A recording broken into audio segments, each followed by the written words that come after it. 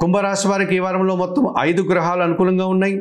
అష్టమములో శుక్రుడు సంచరించడం వల్ల అనుకోకుండా ఒక నూతన అవకాశాన్ని చేజిక్కించుకుంటారు. సృజన సహకారంతో కలిసి కొన్ని కార్యక్రమాలు నిర్వర్తిస్తారు. విందు వినోదాల్లో పాల్గొంటారు.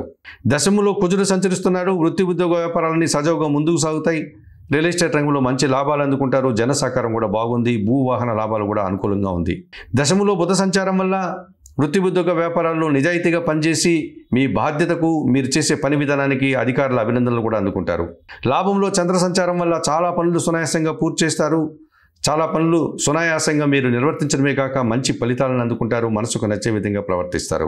షష్టమంలో గురు సంచారం వల్ల మీ మాటల వల్ల అపార్థాలు, పోటీ ప్రపంచంలో కానీ పోటీ పరీక్షల్లో కానీ మీరు వెనకడుగు వేసే పరిస్థితి కనిపిస్తుంది. రావాల్సిన ఆదాయం కూడా వాయిదా పడేటువంటి సూచన కనిపిస్తుంది. ఈ రాశి వారికి వారంలో ఆది, సోమ, మంగళ, బుధవారాలు అనుకూలంగా ఉన్నాయి.